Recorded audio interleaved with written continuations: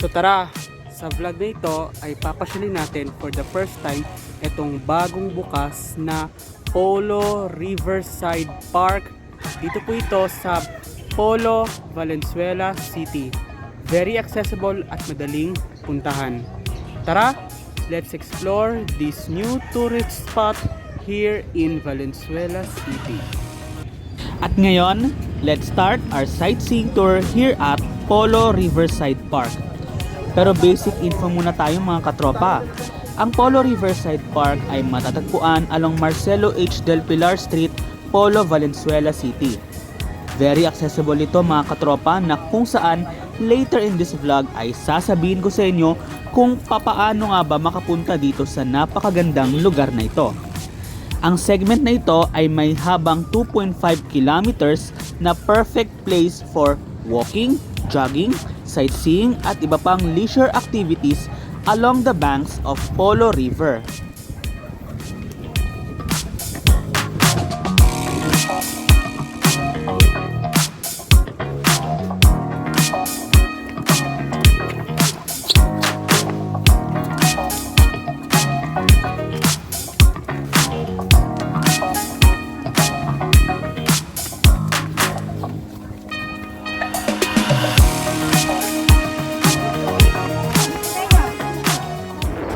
Mula sa ating starting point, which is ang Polo Bridge, ay talagang ma-enjoy natin ng sobra itong ating pamamasyal dito sa Polo Riverside Park.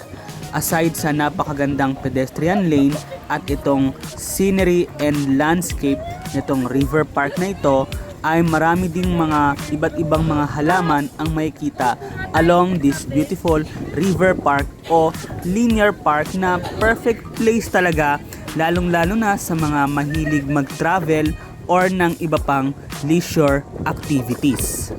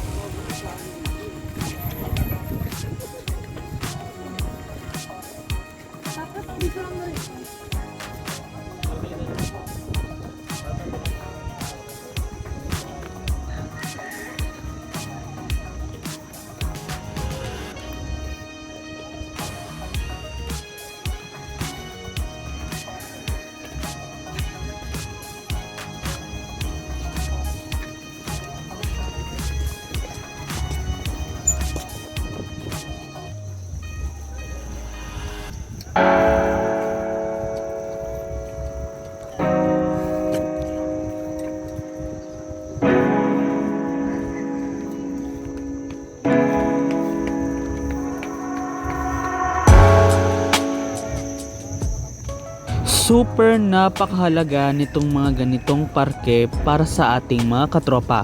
Lalong-lalo na at ang ating bansa ay biniyayaan ng napakagandang landscape at scenery. Plus makikita nyo kahit ilog lang ito ay pwedeng-pwede nating mapakinabangan in a creative way na makakatulong sa ating mga katropa. Lalong-lalo na sa pag-promote ng mga tourist spot all around here.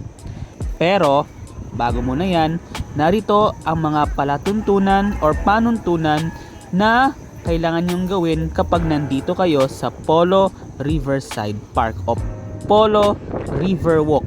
Dahil nga naman nagre-river walk tayo, ay sasamantalahin na natin itong ating pagkakataon for the first time na makita itong napakagandang scenery ng Polo River.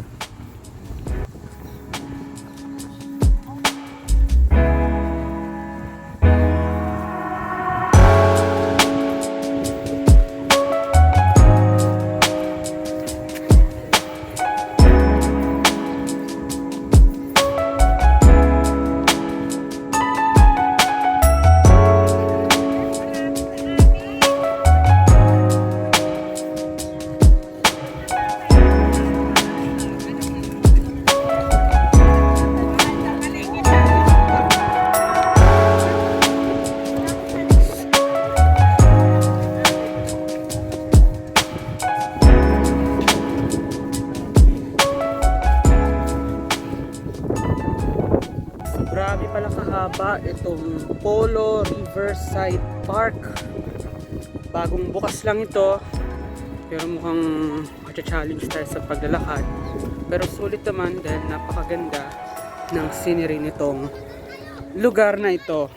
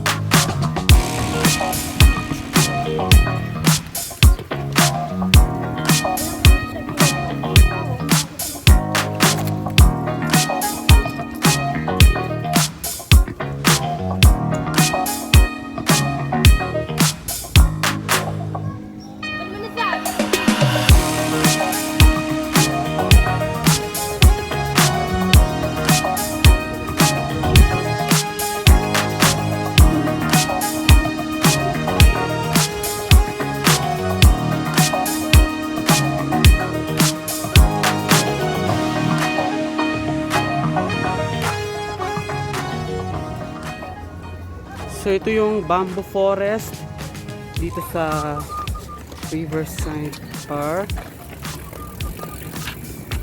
Oops. Tara.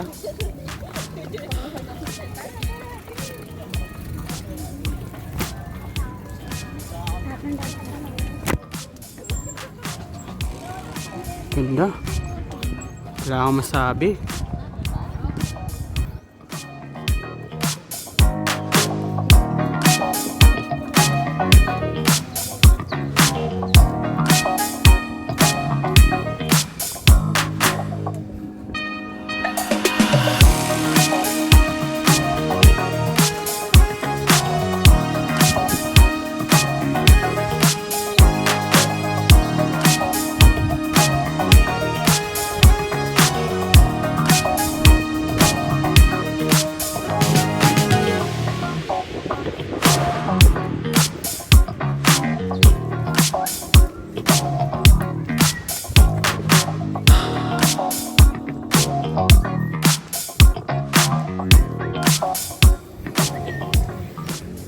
So 'di ba, napakaganda ng bamboo forest dito sa Polo Riverside Park. So ngayon ako nakakita ng isang bamboo forest na napapagitnaan ng dalawang anyo ng tubig. Yan. So maganda dito guys is maganda dito lalong-lalo na sa gabi. Dahil itong mga street lights na to. And I should say na perfect talaga ito, lalong lalo na kung gusto nila ng mga tourist spot na kakaiba, tsaka madali siyang puntahan, lalong lalo na pag first time mo. And itong Polo River na to, kung mapapansin nyo, maganda naman yung quality ng tubig niya, malinis. Kasi nga naman is malapit na kasi ito sa Manila Bay. I'm not sure pero kung titignan mo sa mapa, malapit talaga siya sa Manila Bay.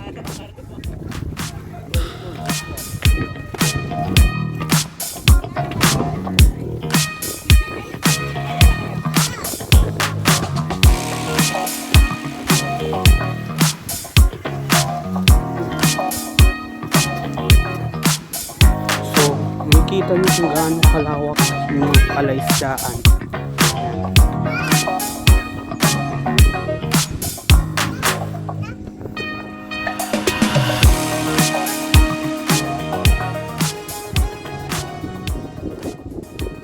Ito yung bike lane, ito yung pedestrian, itong nilalakad natin.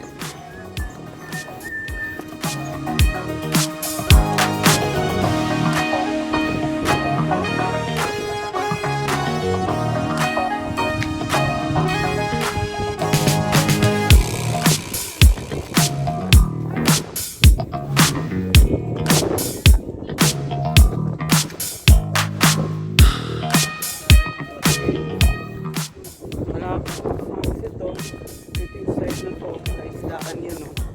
Yan. Tapos dito naman sa likuran ko yung Polo River.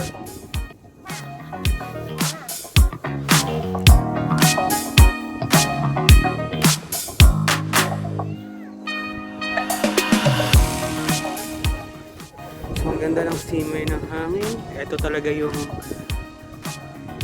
trip natin.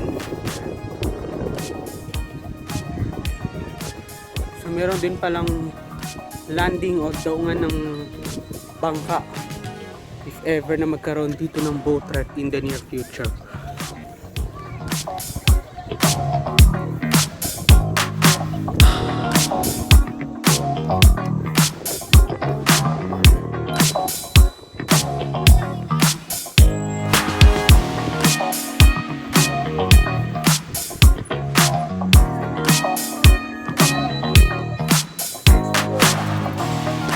Bawat nga this week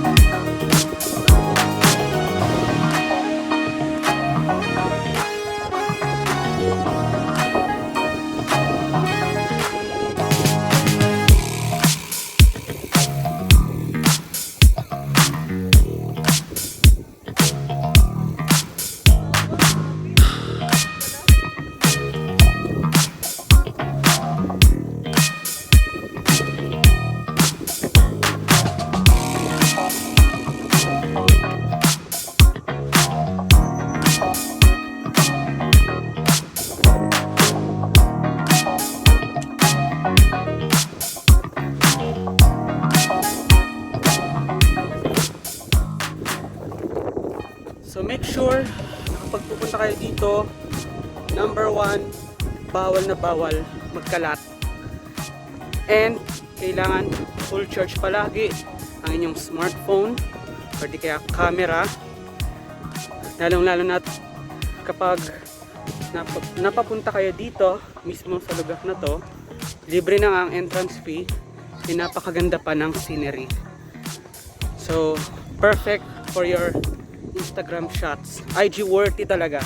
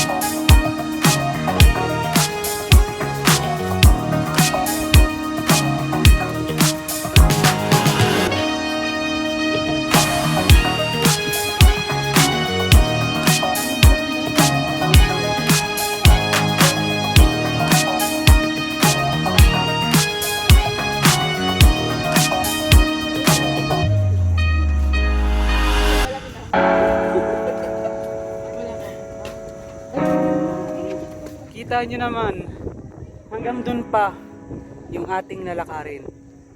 Pero, sabi ko nga, enjoy lang na. So, malapit-lapit na rin naman, pero kanina galing tayo doon. Actually, malayo na kasi naka 1 kilometro na tayo. May kita nyo naman sa marker nito. 1.6 kilometer.